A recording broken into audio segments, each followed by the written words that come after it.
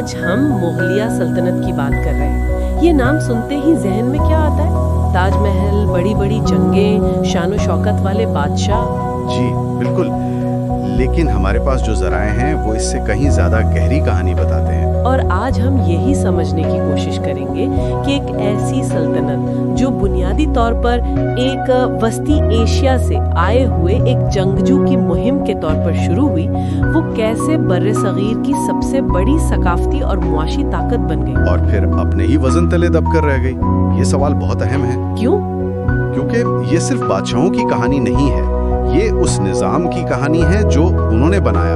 اپنے عروج پر تقریباً 1700 کے آس پاس یہ سلطنت دنیا کی آبادی کے تقریباً چوتھے حصے پر حکومت کر رہی تھی۔ چوتھا حصہ؟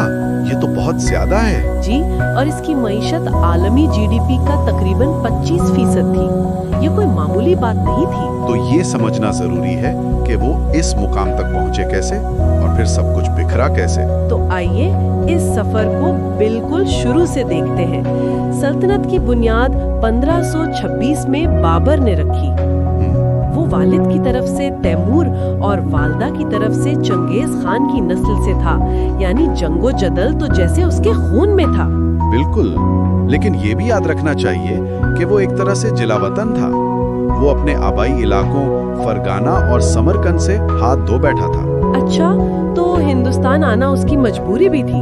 ایک طرح سے جی، وہ اپنی قسمت آزمانے نکلا تھا، اور اس کی کامیابی کا راز پانی پت کی پہلی جنگ میں چھپا ہے، جہاں اس نے ابراہیم لودھی کو ہرایا نہیں بلکہ کچل کر رکھ دیا۔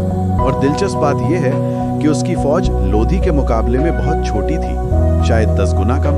تو پھر یہ کیسے ممکن ہوا؟ ٹیکنالوجی۔ اس کے پاس ایک ایسی چیز تھی جو لودھی کے پاس نہیں تھی، جدید توپ خانہ اور بارود۔